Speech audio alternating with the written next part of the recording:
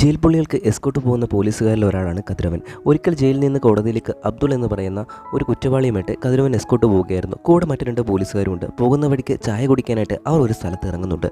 അവിടെ വെച്ച് കൂടെ ഉണ്ടായിരുന്ന ഒരു പോലീസുകാരൻ ഒരാളുമായിട്ട് വഴക്കാവുന്നു.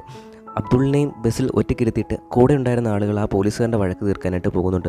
വഴക്ക് തീർത്ത് വരുമ്പോഴേക്കും ബസ് അവിടെ നിന്ന് പോയിട്ടുണ്ടായിരുന്നു. അവർ ഉടനെ ബസ്സിനെ ഫോളോ ചെയ്ത് പോകുന്നുണ്ട്. എന്നാൽ ചെന്ന് നോക്കുമ്പോഴേക്കും അബ്ദുൾ ആ ബസ്സിൽ ഉണ്ടായിരുന്നില്ല. അവൻ ഓടി രക്ഷപ്പെട്ടു എന്ന് കരുതിയിട്ട് എല്ലാവരും പരിഭ്രാന്തരാവുന്നു. അങ്ങനെ അവർ അടുത്തുള്ള പോലീസ് സ്റ്റേഷനിലേക്ക് പോവുകയാണ്. അവിടെ ചെല്ലുമ്പോൾ അബ്ദുൾ അവിടെ ഇരിക്കുന്നതായിട്ട് ഇവർ കാണുന്നുണ്ട്. ഇവരെ കാണാത്തതുകൊണ്ട് തന്നെ അവൻ അതിൽ നിന്ന് ഇറങ്ങി പോലീസ് സ്റ്റേഷനിലേക്ക് വന്നതാണ്. ആ സ്റ്റേഷൻ്റെ പോലീസുകാരൻ ഇവരുടെ ഉത്തരവാദിത്തത്തെക്കുറിച്ച് പറഞ്ഞ് ഇവരെ കുറ്റപ്പെടുത്തുന്നുണ്ട്. എന്നാൽ ഇവരുടെ ഭാഗത്ത് തെറ്റില്ല. ഞാൻ ആ ബസ്സിൽ നിന്ന് ഇറങ്ങാൻ പാടില്ലായിരുന്നു, ഇവർ വരുന്നവരെ കാത്തിരിക്കണമായിരുന്നു എന്നാണ് അവൻ പറയുന്നത്. പോകുന്ന വഴിക്ക് എങ്ങനെയാണ് ജയിലിലെത്തിയെന്ന് ഇവൻ്റെ കഥ അവർ തിരക്കുകയാണ്. അബ്ദുളിന് ഒരു അമ്മ മാത്രമാണ് ഉണ്ടായിരുന്നത്. അവൻ്റെ അച്ഛൻ കലേരിശി എന്ന് പറയുന്ന ഒരു പെൺകുട്ടിയുമായിട്ട് അവൻ ഇഷ്ടത്തിലായിരുന്നു. എന്നാൽ ജാതിയുടെ പേരിൽ കൊല്ലും കൊലയും നടക്കുന്ന ഒരു സ്ഥലമായിരുന്നു അവരുടെ ഗ്രാമം എന്ന് പറയുന്നത്.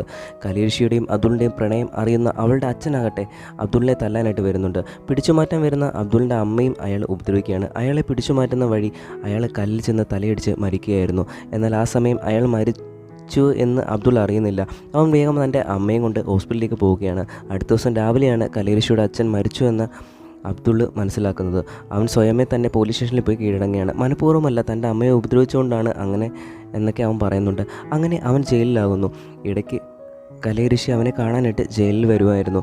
അവൻ ജയിലിലായിരിക്കുമ്പോൾ തന്നെ അവൻ്റെ അമ്മയും മരിച്ചു പോവുകയാണ്. അവനെ ജയിലിൽ മാറ്റിയതിന് ശേഷം അവൾക്ക് അങ്ങനെ കാണാനായിട്ട് വരാൻ പറ്റുന്നില്ല. അവൾ കോടതിയിൽ മാത്രമേ വന്ന് കാണുന്നുള്ളൂ. ഇന്നും അവൾ കാണാൻ വരുമെന്നൊക്കെ അവൻ കതിരവനോട് പറയുന്നുണ്ട്. അങ്ങനെ അടുത്ത ദിവസം കോടതിയിലെത്തുമ്പോൾ അവൻ പറഞ്ഞതുപോലെ തന്നെ കലേരിശി അവനെ കാണാനായിട്ട് അവിടെ എത്തിയിട്ടുണ്ടായിരുന്നു. അവളുടെ വീട്ടിൽ അവൾക്കായി ഒരുപാട് കല്യാണാലോചനകൾ നടക്കുന്നുണ്ട്. ഇനി സഹിച്ച് നിൽക്കാൻ പാടാണെന്നൊക്കെ അവൾ പറയുന്നുണ്ട്. ഇതൊക്കെ കേൾക്കുന്ന കതിരവൻ ഇവനെ സഹായിക്കാൻ തീരുമാനിച്ചു. ജഡ്ജി വിളിക്കുമ്പോൾ ജഡ്ജിനോട് കാര്യം പറയാൻ കതിരവൻ അവനോട് പറയുകയാണ്. കൂടെ കലേരിശിയും വിടുന്നുണ്ട്.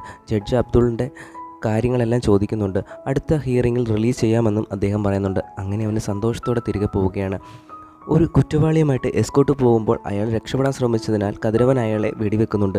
ഇതിൻ്റെ അന്വേഷണം വരുന്നത് അബ്ദുളിനെ കോടതിയിൽ കൊണ്ടുപോകുന്നതും ഒരേ ദിവസം തന്നെയാണ്. അതിനാൽ കതിരവന് അബ്ദുളിൻ്റെ എസ്കോട്ട് പോകാനായിട്ട് സാധിക്കുന്നില്ല. അങ്ങനെ അബ്ദുൾ മറ്റു പോലീസുകാരുടെ കൂടെ കോടതിയിലേക്ക് പോകുന്നുണ്ട്. എന്നാൽ അവിടുത്തെ ജഡ്ജ് മാറുകയാണ്. അവൻ പറയുന്നതൊന്നും പുതിയതായിട്ട് വന്ന ജഡ്ജ് കേൾക്കുന്നില്ല. അതേസമയം അവിടെ കതിരവൻ വരുന്നുണ്ട്. എന്നാൽ അവൻ പറയുന്നതൊന്നും ജഡ്ജ് കേൾക്കുന്നില്ല. അങ്ങനെ അവനെ തിരികെ ജയിലിലേക്ക് കൊണ്ടുപോവുകയാണ്. കലേരിശിയാകട്ടെ വീട് വിട്ട് ഇറങ്ങുമ്പോൾ അവളുടെ ചേച്ചിയുടെ ഭർത്താവ് അവളെ ഉപദ്രവിക്കുന്നു. അവിടുന്ന് ഓടി രക്ഷപ്പെട്ട കലേരിശി വരുന്നുണ്ട്. അവൾ വരുമ്പോൾ അബ്ദുളിൻ്റെ പോലീസുകാർ നിർബന്ധിച്ച് വിലങ്ങ് വെച്ച് കൊണ്ടുപോകുന്നത് അവൾ കാണുന്നുണ്ട്.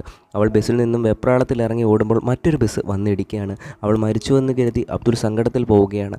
എന്നാൽ അവൾ മരിച്ചിട്ടുണ്ടായിരുന്നില്ല. കതിരവനും അദ്ദേഹം